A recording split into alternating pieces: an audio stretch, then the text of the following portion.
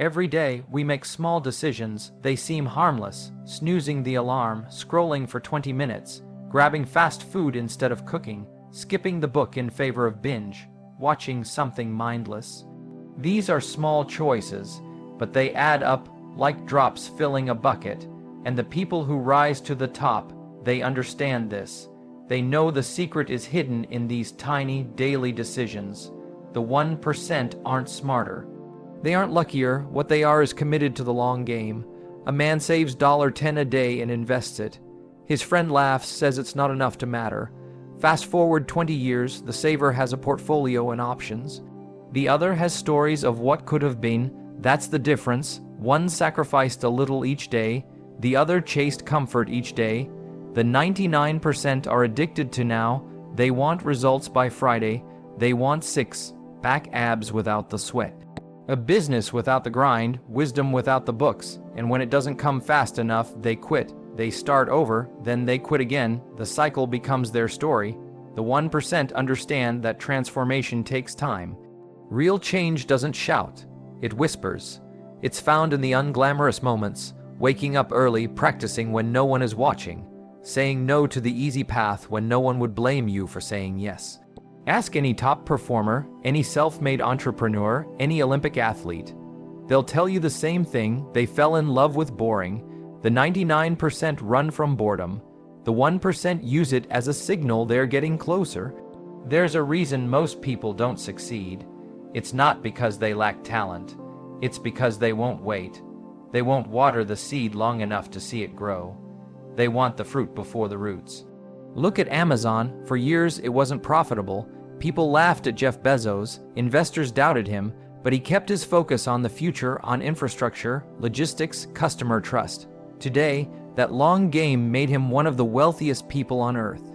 But it didn't happen in a year. It happened because he wasn't trying to win the week. He was building something that could stand for decades, the 1% plan in decades, the 99% plan for the weekend. It's hard to think long term when short-term pressures scream so loud. Bills, stress, social comparison, but here's the truth. If you can't hold the vision through the fog, you'll never make it to the summit. People say live in the moment. That's not wrong, but living in the moment doesn't mean being ruled by the moment. The 1% live in the moment, but they choose how they show up in it. If you want to join the 1%, you have to become dangerous at doing the right thing over and over, even when it feels like nothing is happening. Especially then, most people spend their lives dodging blame. The weather's bad, their childhood was hard, their boss is unfair, the system is broken. It's always something outside of them, always someone else's fault. But here's a truth that flips the game upside down. Responsibility is where your power begins. The 1% don't wait for things to get better. They decide to get better themselves. They don't say, it's not my fault. They say, it's my problem, so it's my move. There's a man named Jamal who grew up in a rough part of Chicago. Drugs, gangs, violence. It was all normal around him. Nobody expected him to graduate high school, but Jamal made a choice. He said, I can't control where I started, but I can control where I finish. He studied in closets while his siblings slept. He worked jobs to buy his own textbooks. Today, Jamal is a lawyer who mentors kids in that same neighborhood. His life changed because he owned it. Responsibility feels heavy, but it sets you free. When you take ownership, you're no longer a victim of circumstance. You become the architect of your life. The 99% think responsibility is a burden. The 1% know it's a weapon. It means if something's wrong, you can fix it. If something's broken, you can rebuild it. If something's missing, you can create it. And yes, responsibility means admitting mistakes, not hiding them, not blaming others, but seeing mistakes as a mirror, not a weapon. Most people dodge that mirror their whole lives. The 1% walk toward it. You don't need the world to change. You need to change your posture toward the world. You can't control the economy. You can't control your past. But you can control your response. That's what responsibility means. The ability to choose your response no matter what comes. No one hands the 1% more time, more energy, more opportunity. They just stop waiting for a hero and become their own. Most people live at the mercy of how they feel in the moment. If they're tired, they don't show up. If they're uninspired, they don't create. If they're afraid, they don't move forward. That mindset builds a life of inconsistency, missed chances, and regret. The 1% live differently. They don't ignore their emotions, but they don't let them drive the car. Emotions sit in the back seat. Vision grips the wheel. Feelings change with the weather. Vision is rooted in purpose. You can't build anything lasting if you only act when it feels good. A parent doesn't only care for a child when they're rested. A leader doesn't only lead when they're in the mood. A builder doesn't only show up on sunny days. The 1% show up when it's uncomfortable, when it's quiet, when there's no spotlight. They do the work because it's aligned with the life they're building, not the mood they're in. Picture this. 2 people decide to start running. Day 1, they're both excited. New shoes, playlists ready. But by day 5, it's raining. One says, "I don't feel like it," and skips the workout. The other says, "I run because I said I would," and steps into the rain. A month later, one is back on the couch. The other is a runner. That's the difference between a mood-based life and a mission-based one. Vision-based people decide in advance who they want to be. Then they act in ways that match that identity. Their discipline isn't rooted in motivation. It's rooted in alignment. Ask a Navy SEAL why they train in brutal conditions. It's not because they enjoy pain. It's because they've made a decision: I will be ready no matter what. That decision overrides the discomfort. That mindset sharpens the edge. The 1% don't wait to feel ready. They act their way into readiness. They know that waiting for the perfect moment is the fastest way to waste a lifetime. Look at successful entrepreneurs, writers, artists, or athletes. You'll find something in common. They create schedules and stick to them, even when they don't feel like it, even when inspiration is nowhere to be found. That's how masterpieces are made, not from moments of genius, but from disciplined consistency. The 99% chase motivation, the 1% chase mastery, and mastery is built on doing what's required, not what's comfortable. You don't need to feel like it. You need to do it because your future depends on it. The life you want is on the other side of boring days, early mornings, tough conversations, and showing up without applause. Your vision isn't there to make you feel good. It's there to give you direction when you're lost. And in a world full of distractions, direction is everything. Who you spend time with shapes who you become. You've heard it before. You're the average of the 5 people you spend the most time with. But it's not just a clever quote. It's a law of life. The 99% surround themselves with people who make them feel good where they are. The 1% surround themselves with people who push them to grow into who they could be. Soothers tell you, you're fine just the way you are. Stretchers say, you've got more in you, let's go get it. There's nothing wrong with love and support. But if your circle never challenges you, you're not growing. You're stagnating. Growth doesn't happen in comfort. It happens in friction. Think of an athlete training with champions. Every session is intense. Every rep is a reminder you're not there yet. But being around that level of excellence pulls you upward. It creates pressure, and pressure creates performance. You cannot soar with eagles if you spend every evening gossiping with pigeons. Look around at your circle. Do they light a fire in you? Or do they drain your energy? Do they cheer when you talk about goals? Or look uncomfortable? Do they hold you accountable? Or enable your excuses? One of the quiet killers of potential is staying loyal to a circle that wants you to stay the same. If you're growing and your circle isn't, you'll feel guilty for changing. That guilt will keep you stuck. The 1% are willing to outgrow their environment to step into their calling. Sometimes, becoming who you're meant to be means disappointing the version of you your current circle loves most. There's a reason high performers pay to be in mastermind groups. They're not just buying knowledge, they're buying proximity to people who make them level up. When everyone around you thinks big, you stop making small excuses. This doesn't mean cut everyone off. It means you have to curate your influences. Who gets your time, your energy, your focus? A dream needs oxygen, And the people around you are either helping it breathe or suffocating it. Surround yourself with the hungry, the learners, the doers. The people who see your potential and won't let you settle for anything less.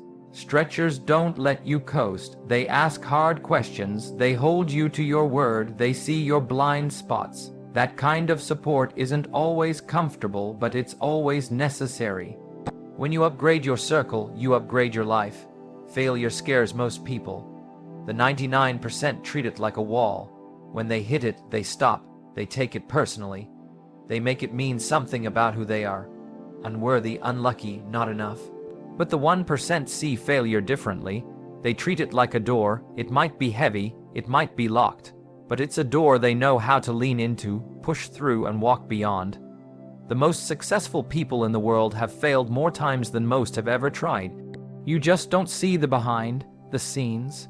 People celebrate Michael Jordan's championships, but forget he was cut from his high school basketball team.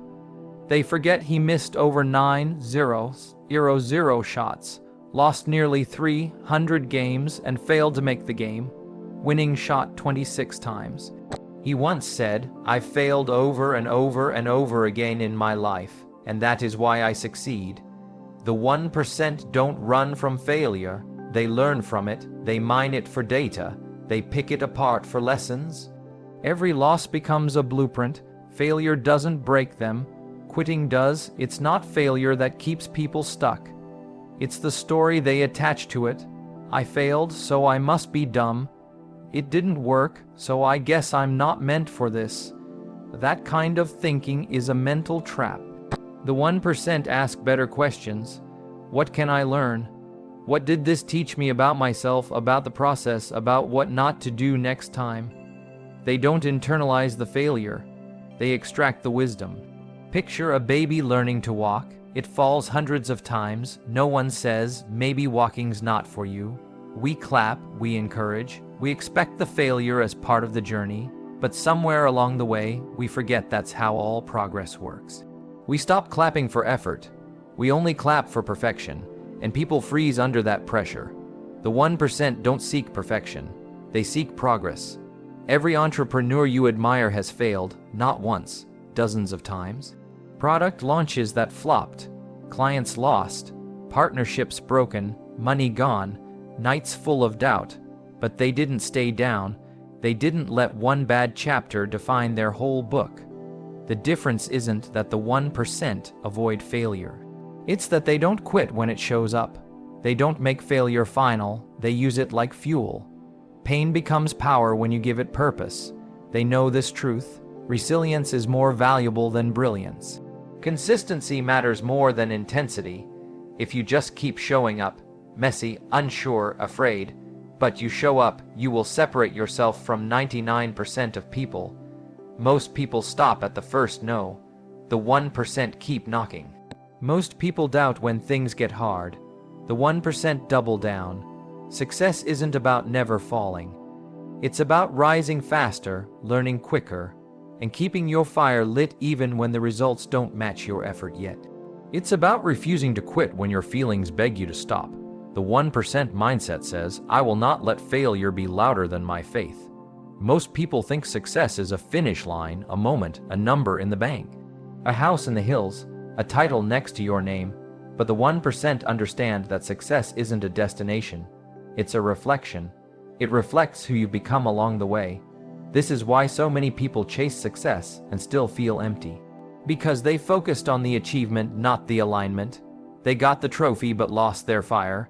They won the race but forgot why they ran. The 1% think differently. They know that who you become in the process is more important than what you collect along the way. Becoming someone who honors commitments, who shows up on hard days, who keeps their word when no one is watching, that kind of success can't be faked. It's not about looking successful. It's about being the kind of person who can sustain success. There are people who win the lottery and lose it all in 5 years. Why? Because their mindset never grew to match their money. They got external success without internal transformation. The 1% focus on internal development first. They build identity, values, and character. Because once you become the kind of person who earns it, you know how to keep it, multiply it, and teach it. The success they're chasing isn't built on hype. It's built on habit. They read when others scroll. They train when others talk. They listen more than they speak. They stay curious. They stay humble. And they're always improving. Not because they're not enough, but because they know there's always more to unlock. It's a different mindset. The 99% chase results. The 1% chase growth. They know that the more you grow, the more capacity you have to lead, to give, to build, to create. Everything in your life expands when you expand. Becoming is the goal. Success is the echo. It shows up in the small things: waking up before the alarm, choosing the workout, making the call you're afraid to make, apologizing first, asking hard questions, saying no when it's inconvenient. These choices shape your identity, and your identity becomes your future. The 1% don't just want a life that looks good. They want a life that feels true, a life built with integrity, a life that isn't dependent on luck, applause, or temporary highs. They become the kind of person who can hold success with grace, grit, and generosity. They know the biggest flex is not what you have, it's who you had to become to earn it. There comes a moment in every life where the excuses no longer work. The noise fades, the distractions quiet down, and all that's left is the question: what kind of life do I want to build? That moment is now. You've seen the difference. The 99% settle, they coast, they react, they chase comfort and run from challenge, but the 1%, they think long term, they take ownership, they act on vision, not emotion. They stretch themselves through their circle. They fail forward, not backward, and they build a life from the inside out, because they know success isn't a destination, it's a decision. A daily decision to become someone who doesn't just survive, but someone who creates. The 1% mind, it isn't reserved for a select few. It's not written into your DNA or given out at birth. It's a choice, a posture, a set of daily actions repeated so many times they turn into identity. Anyone can choose it, but most won't, not because they can't, but because they never stop long enough to decide. So this is your moment, to stop drifting and start designing, to stop reacting and start leading, to stop blaming and start building. The road to the 1% mindset is steep, lonely, and full of resistance. But it's also the only road that leads to freedom, freedom of time, freedom of thought, freedom of purpose, and that freedom, it's not given. It's earned. So ask yourself today and every day from here on out, am I thinking like the 1%? Because how you think is how you move. How you move is how you live. And how you live, that becomes your legacy. It starts now, your move.